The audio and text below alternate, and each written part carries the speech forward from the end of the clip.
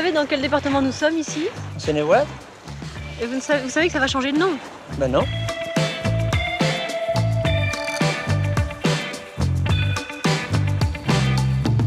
L'histoire du Grand Paris commence avec Napoléon III qui décide d'annexer les faubourgs limitrophes. Belleville, Grenelle, Vaugirard et La Villette deviennent les 15, 19 et 20e arrondissements d'aujourd'hui. Il y a d'abord le baron Haussmann. C'est vraiment quelqu'un qui a changé radicalement la manière de penser une ville et qui a fait d'ores et déjà de Paris la ville-monde qu'on connaît aujourd'hui et finalement une ville qui n'a que peu d'équivalent sur la planète. Créé le 2 août 1961, le district de Paris a pour but l'élaboration du Paris de l'avenir. Concrètement, ces plans sont rassemblés dans un schéma directeur, schéma que présente aujourd'hui M. Paul Delouvrier, délégué général au district. Paris a un rôle de métropole européenne et mondiale. Et pour que ce rôle puisse être exécuté, il faut que Paris montre un visage moderne. Ce qui n'était plus possible, d'administrer Paris avec 2 préfets, un préfet à Paris et sur la Seine, un préfet à Versailles pour toute la Seine-et-Oise. La loi de 64 a procédé à une refonte des structures départementales en substituant aux 2 départements de la Seine et Seine-et-Oise 7 nouveaux départements. Vous savez où va être installée votre nouvelle préfecture? Du côté de Cergy, je pense. Nous devons insérer dans le paysage le plus français qui soit, et aérogare, et ville nouvelle, et autoroute, et zone industrielle. Mais véritablement, le 3e temps qui va marquer, je pense, l'histoire des politiques urbaines en France, l'histoire de la politique de la ville, c'est le début des années 80 avec les lois de décentralisation et le transfert des autorisations d'urbanisme aux maires. Pendant 20 ans, la capitale semble même se figer dans le temps. La région parisienne, qui s'était beaucoup façonnée sous la férule de Paul Delouvrier, était d'une certaine manière en panne d'une nouvelle étape de sa transformation. On a eu le sentiment qu'à un moment donné, Paris était en train de dévisser, était en train de sortir petit à petit de la course un peu des métropoles mondiales, et que donc si on ne réagissait pas, Paris perdrait son statut.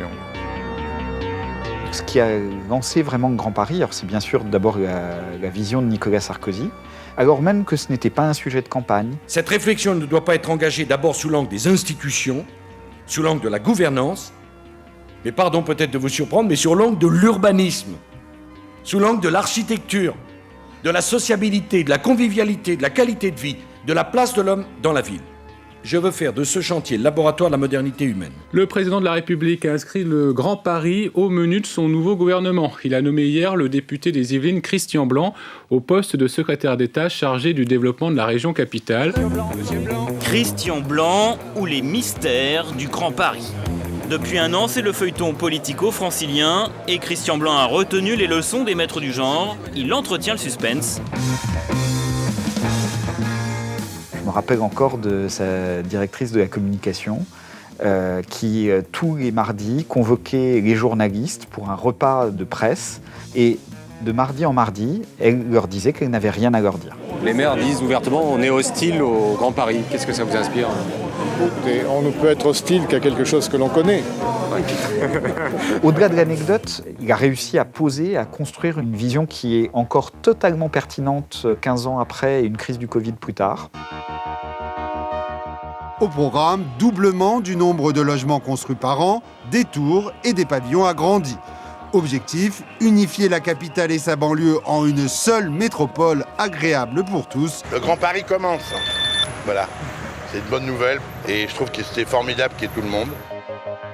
Les grands enjeux, c'est de désenclaver ces quartiers, la Grande Borne à Grigny ou les Ulysses ou certains quartiers de Bièvre qui ont été construits sans transport. 68 nouvelles gares vont voir le jour sur le tracé du Supermétro. Le Grand Paris Express filera près de Paris au sud, s'éloignera de la capitale à l'est en 2 boucles, puis reviendra vers Saint-Denis au nord et la Défense à l'ouest. Le Grand Paris Express, c'est certainement l'ouvrage d'infrastructure transport la plus importante sur le bloc continental européen.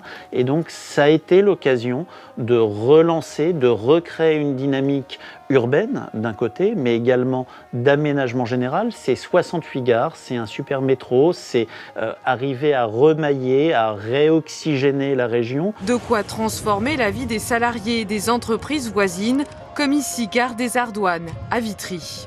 c'est un formidable espoir pour nous d'avoir des accès facilités à la fois pour nos collaborateurs et en même temps pour nous permettre d'aller plus facilement voir nos partenaires académiques et scientifiques. C'est un grand projet qui va aboutir et c'est fabuleux, c'est extraordinaire. Ce projet du Grand Paris, il va changer le quotidien de millions d'habitants de l'Île-de-France et peut-être même au-delà.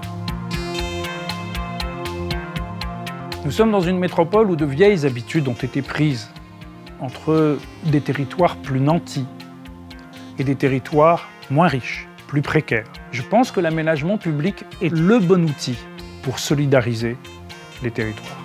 On a quand même réussi à faire ce qu'on n'avait jamais réussi à faire depuis des siècles, c'est-à-dire à réunir Paris et une partie de sa banlieue dans un ensemble maintenant, depuis le 1er janvier 2016, qu'on appelle la métropole du Grand Paris, avec les 131 communes, et puis les 11 territoires à l'intérieur de la métropole qui organisent les services publics de proximité. Pour le citoyen, il faut être honnête, cette double intercommunalité est illisible, et elle est quand même source de complexité dans le qui fait quoi. 8 personnes interrogées sur 10 ont été incapables de définir ou même de nommer les nouvelles instances régionales. Conduire des projets de territoire, notamment de renouvellement urbain, ça suppose d'aligner les communes, des intercommunalités, des départements, des régions, l'État dans sa diversité, ses multiples agences, mais aussi de nombreux bailleurs sociaux, publics, privés. Sans une synergie entre tous les acteurs, aucun plaidoyer, aucune vision ne pourra être réalisée. Donc le but, c'est d'apporter des convergences. C'est finalement cette forme de pragmatisme qui fait qu'aujourd'hui, il y a quelque chose plutôt que rien, et qu'à un cas,